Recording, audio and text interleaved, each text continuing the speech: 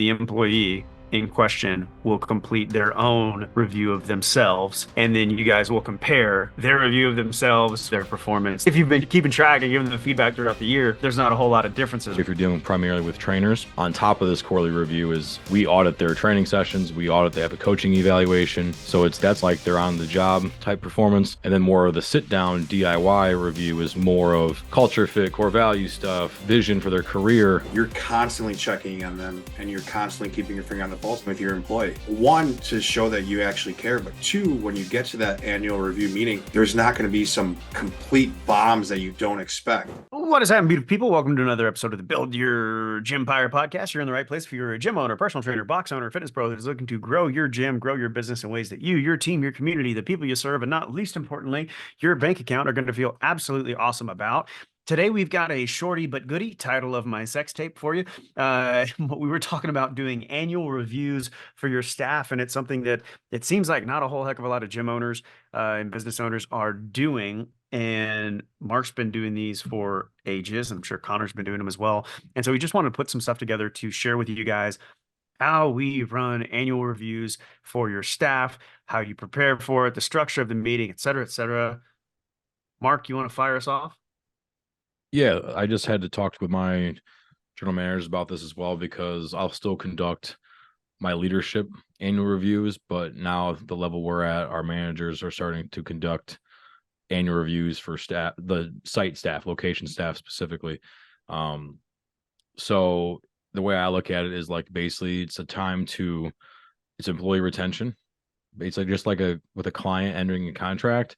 This is like when you're going to resell them and focus on their goals and recap all their progress, talk through some obstacles maybe, and then re-sign them up for the next year. That's kind of the best mindset to get around when talking with annual reviews with your staff, right? So you want to review the actual year, review, strengths, weaknesses. We want to make sure they have plenty of clarity on the actual role. And then we want to make sure they have a good developmental plan going forward and they understand the long-term vision. I am paraphrasing quite a bit here to back up. Before we even sit down in a room, there's a lot of preparation and thinking that has to go into this actual meeting. If you go in unprepared, it will bite you. It won't be served as credible, but also you're not going to maximize the power of these annual review meetings. So I'm not sure, Connor, I'm sure you could do the same thing. We have a document that we just have sent to everybody ahead of time. We make them feel like kind of like a DIY document, kind of helps them reflect, guides them through the reflection process, a little bit more of the planning process. They have some ownership. They have their opinions in there, plan to show ideas. So when we get into that meeting, we can review the document a little bit, but also then it's time for the manager or the leader to share the vision, share, talk through the document and those touch points, but just have a more guided, focused conversation. Connor, your perspective. We do something very similar. I think the document, that the DIY document is super important, just so that they take ownership in it and they're able to put their thoughts on it and put some time into it before you guys are actually sitting down. And that allows it to be a conversation instead of you just sitting across from them dictating things. So to get that buy-in, I think is super important. The fact that you are doing it puts you ahead of the curve from 90% of gym owners, because they are not doing it. So pat yourself on the back for that. But I also think that if you are doing an annual review, it's great. But if you're waiting for an annual review to give feedback, this is kind of a side note. If you're waiting for that end of the year annual review to give feedback, I think you're missing the boat on it. I think it should be something that you're keeping your finger on the pulse and constantly, just the reference analogy that Mark gave, I think is awesome. If you're thinking about it in the terms of like you're getting a client and you're setting them up for another 12-month agreement. If you're waiting for the end of the year to talk to a client to check in on them of how they're doing, you're wrong, right? Yeah. You're constantly checking on them and you're constantly keeping your finger on the pulse. It should be the same thing with your employee. You're constantly checking in on them. One, to show that you actually care, but two, when you get to that annual review meeting, there's not going to be some complete bombs that you don't expect. You should go into that kind of having an expectation of how things are going to go, because you've gone the previous 11 months and have an idea of where these employees stand.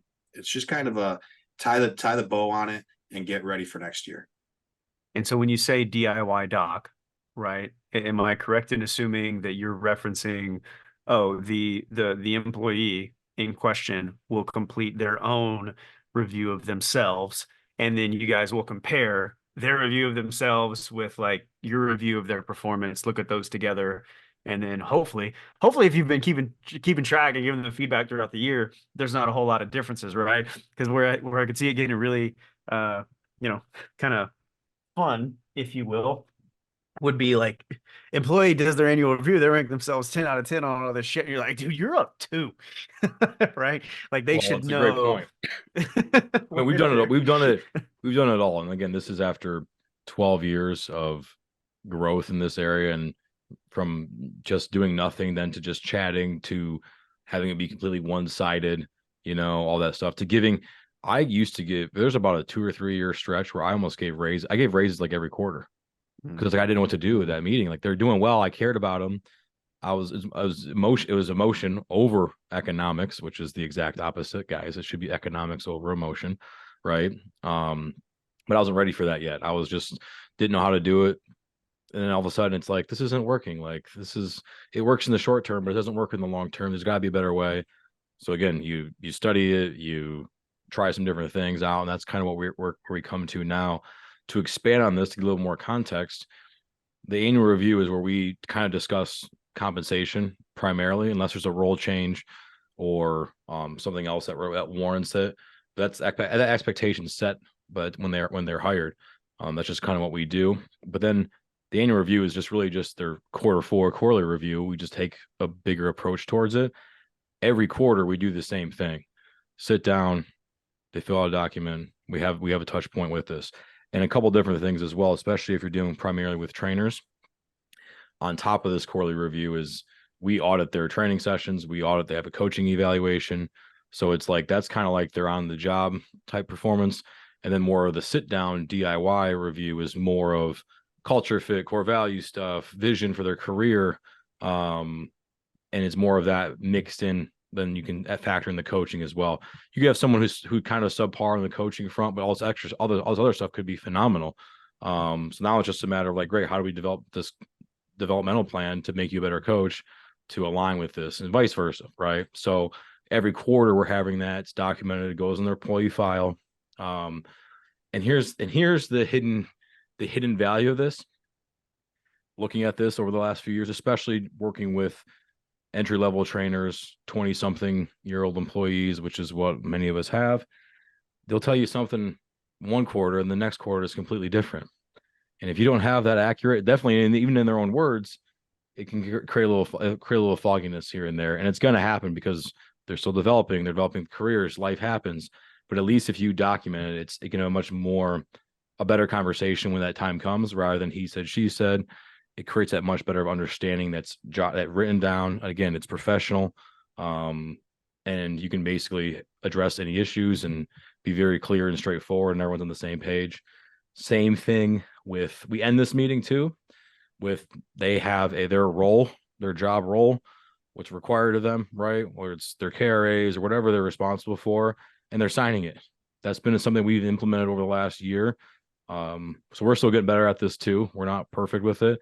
But we found, especially as we grew very quickly, almost doubled in size over the last year and a half. We did double in size in the last year and a half. Some roles and responsibilities became a little foggy. We're expecting them to do it. They weren't really sure. Great. Now it's like, you're responsible for this. Go through it line by line, and it's signed off on a quarterly basis. So there's no confusion with that. And that's honestly, guess what? This really helped, right? So clear as kind. That's the big thing. Clear as kind. So Connor, can I get a copy of your annual review document? I'm glad you asked that. I'm glad you asked, GR. No. Mark, can I get a copy of your document? Absolutely not. The benefit of this is you thinking about what you need for your business and your team and doing the work to develop a skill. Nobody So can go Mark, make you, hey Connor, nobody can make you go bench 450 just it's because. because I did it yesterday. Oh, So Mark, let me ask you a better question. If I wanted to create my own document, where would I start? I would start with simple, kind of what categories are important for you to evaluate. So there's always so for me, it's like, all right, core value fit. I don't have core values. All right, next quarter, you need to probably figure out what it is you have core values for, because why on earth what are you meeting about? Where's your compass? Your core values are your compass, right? So Insert episode idea here. Oh, yeah. yeah.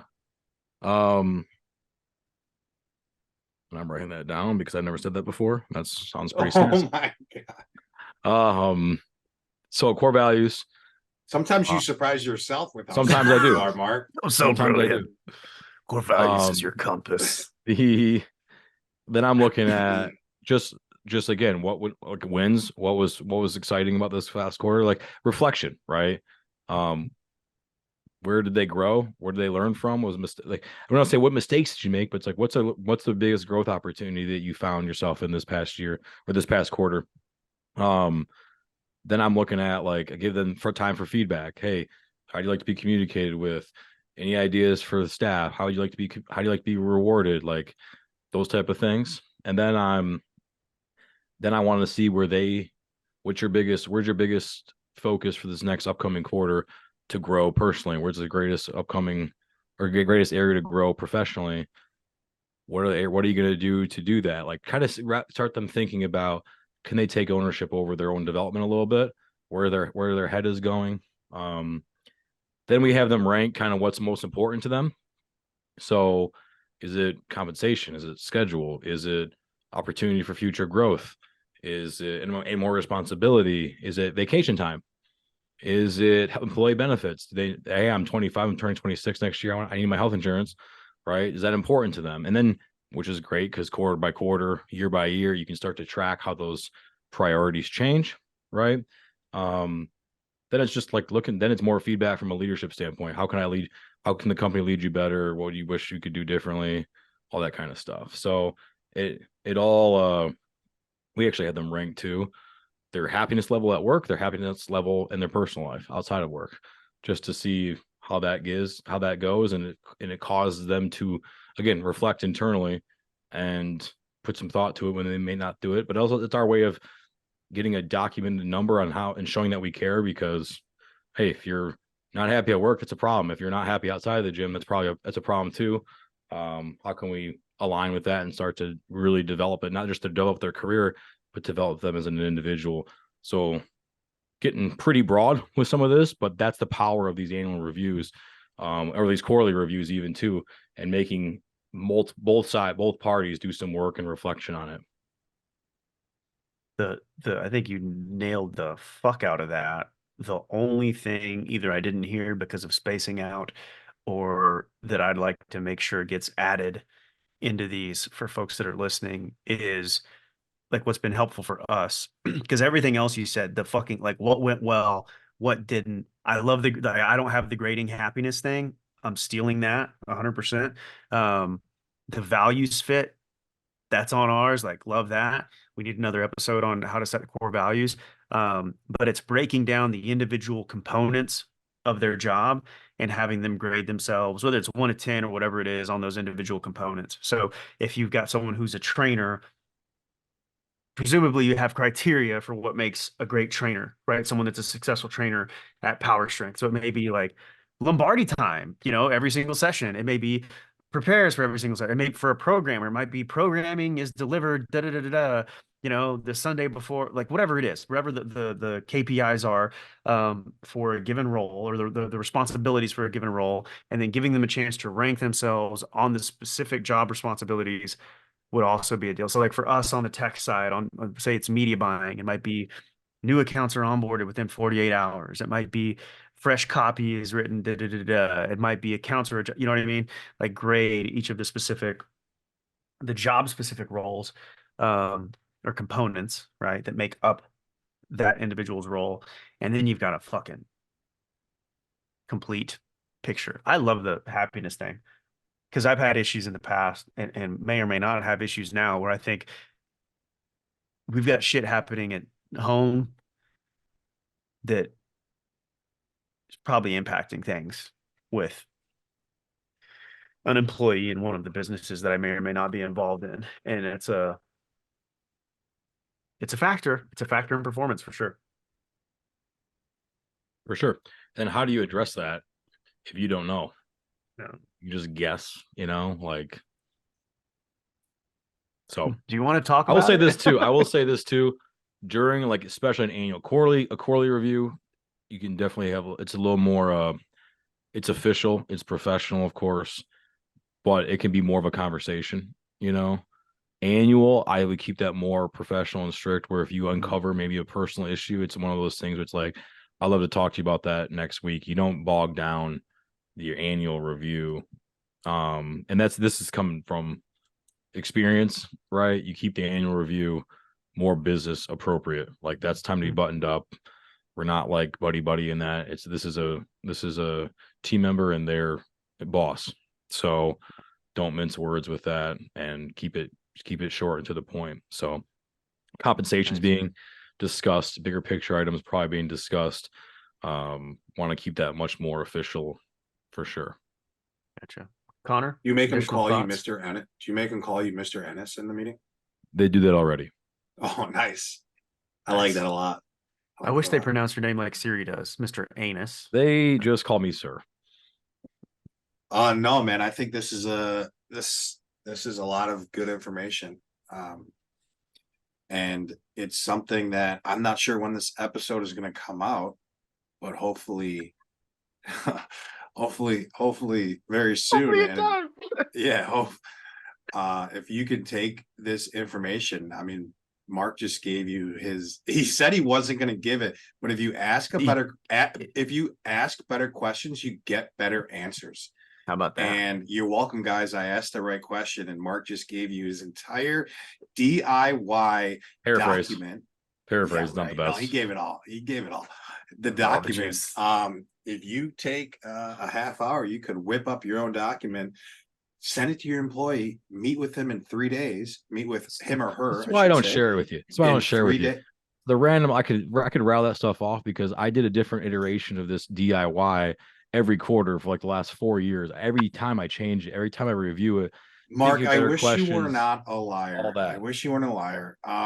So you could have this done and meet with your employee and recap what happened this year, have a better understanding of where they're coming from, and plan for next year and be way better off in your business. So this was good information. I had a lot. I actually had a lot of writer downers as well. I got a good. Nice. Here's a couple more. Oh my god! Downers, but a couple more insights too. This is your time as the boss, as the owner, is to share the vision, get the people excited. We're not stuck behind a parked car, right? We're going places. You're on board. You're fired up. Now, if you're not, and it's just a bunch of smoke and mirrors, probably choose better phrasing. But also, like, if you're not moving forward, then what are you even doing? That's a whole different story. Here's my question though, Connor. We start talking compensation in the annual review. This is going to be a lead in probably another episode because I don't want to confuse people or go too in depth. How much do you pay this person of the upcoming year? How is that determined? Well, you should have already been doing your budgeting and your annual planning for the next year. Well, I just like him, so I'm just going to give him a raise. A very smart friend, extremely good looking, told me economics over emotion. Okay. So thanks for my point. The point is with this, excuse me, is he just asked the point is to get the answers. Go ahead, edit. No need for an edit. This is fine. Let's finish it up. Yeah. Let's go. Okay. Thanks for proving my point. Thank you to me and only me. I would like to thank Connor for proving my point. before you go on these annual reviews, a lot of prep has to be done. Preparation has to be done. Not just for that one individual, right? Of course, that has to happen. But this is people's livelihoods, it's their careers. You have to, I like to have a place for them. If they're on your team, they need to have a place, they need to have a path, right? Then it comes down to compensation. Now, the economics of this, great. I want to give everyone raises. All right, well, then what's going to have to happen to our revenue? What's going to happen to the marketing to increase that revenue? Sales front, what has to happen on that? X, Y, and Z going on and so forth. So this is why, like, end of the year, there's a lot of planning, a lot of thinking that has to be done to make this all come together, right? It's a full ecosystem that we're trying to accomplish here. Not just preparation A through G, it's preparation H. All the way through, because you may want to give someone more from from like a compensation or a raise standpoint, but really, like, I ran the numbers, like, that's going to be tight, right? Or you could confidently give them a raise, knowing full well that you're going to achieve it if you just keep running the plays and be disciplined because you have a plan. To be continued on how to actually do that. Oh, nice. Yeah. To Connor's point, Connor's like, hey, when is this episode coming out? I'm just going to say, I would much rather have you go through an annual planning process, which maybe we'll have an episode on coming soon, and do your annual reviews for your employees in January than to just like, let's rush and get it done without financial preparation and just give raises emotionally. So anyway, great stuff, guys. We're going to cut this one off. If you got anything out of it, share it with a gym owner who might love you and love us. See you in the next episode.